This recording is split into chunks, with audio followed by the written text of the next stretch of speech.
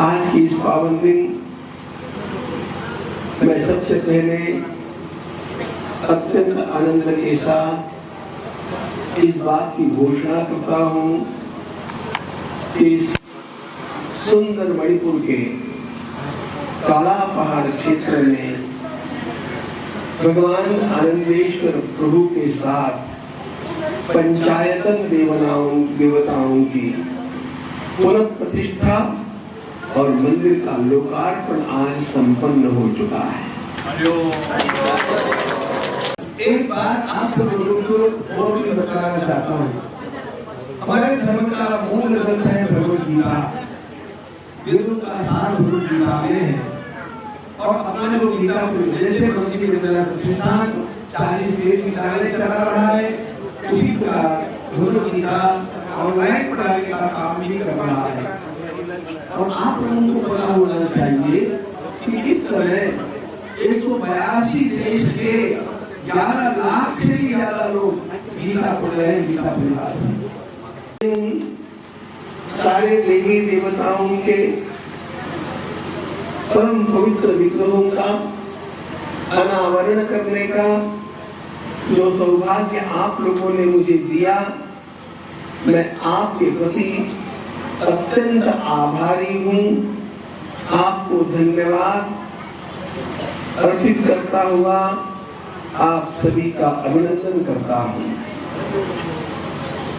मैंने सोचा नहीं था इतने उमंग उत्साह के साथ आप लोग इस प्रकार के मंदिर की यहाँ पर निर्मित कर रहे हैं।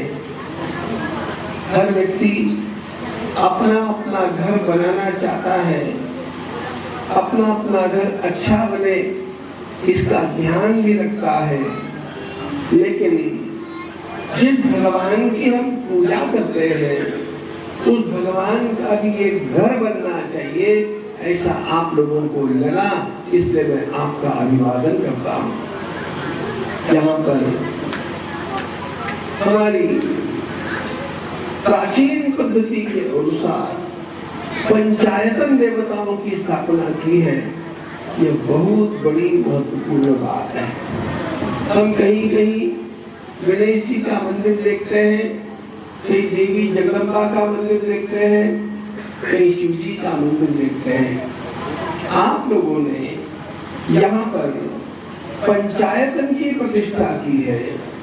ये पंचायतन की प्रतिष्ठा हमारे धर्म के समन्वय स्वभाव को प्रकट करती है। भगवान आदि शंकराचार्य महाराज ने पंचायतन पूजा का प्रचलन किया। हम लोगों के भीतर पंचकोश है।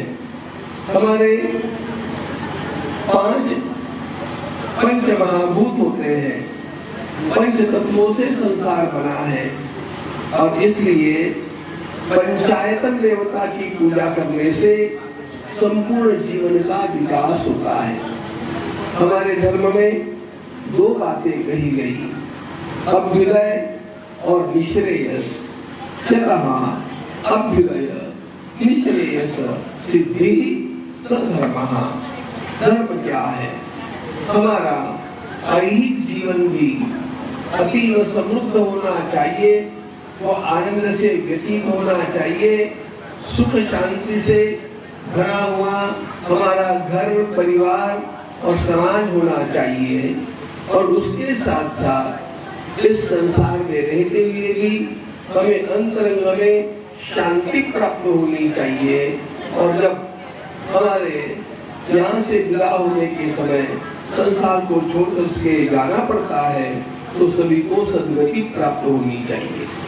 यह सब प्राप्त होने के लिए हमें अपने जीवन में देवताओं के कृपा की आवश्यकता होती है। देवताओं का सहयोग, देवताओं की कृपा जब हमारे साथ होती है तो हमारे जो प्रयास हम लोग करते हैं उन प्रयासों में अपने आप हम लोगों को ज्यादा यश मिलता है। भगवान गीता में कहते हैं, इष्टान देवान्यो देवा इष्टान भोगान्यो देवा दास्यन्ते यज्ञभाविताः ते दत्तान अप्रदायेभ्यो यो भुंक्ते तेन एव सः। हमें देवी देवताओं की पूजा क्यों करनी चाहिए? देखो, हमारा जीवन इन देवी देवताओं की कृपा से अधिक अच्छा होता है। इसलिए आप मंदिर में आकर के देवी देवताओं का दर्शन करते रहेंगे, उनके सामने बैठ करके प्रार्थना करते रहेंगे, तो अपने आप वे प्रसन्न होकर के आपके जीवन को अधिक सुखी बनाएंगे।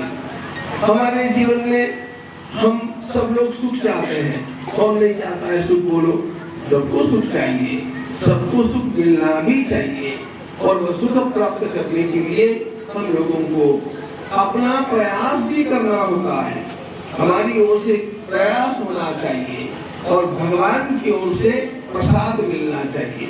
हमारा प्रयास और प्रार्थना के माध्यम से भगवान के द्वारा मिलने वाला प्रसाद, इसके कारण अपने आप हमारा जीवन सुखमय बनता है। इसलिए ऐसा काम करने वाले जो कुछ सामाजिक कार्यकर्ता होते हैं, जिनको ऐसा लगता है कि ऐसा हमारी संस्कृति का जो सिद्धांत है उसके अनुसार कोई मंदिर होना चाहिए, जितने भी कार्यकर्ताओं ने इस मंदिर में सहयोग दिया है, जितने भी कार्यकर्ताओं ने धन प्रदान किया है, जितने भी कार्यकर्ताओं ने समय लगाया है, और जितने ही कार्यकर्ताओं ने छोटा मोटा अपनी शक्ति के अनुसार जो कोई काम किया है, मैं उनका तालियों की गूंज में अभिनंदन करना चाहता हूँ।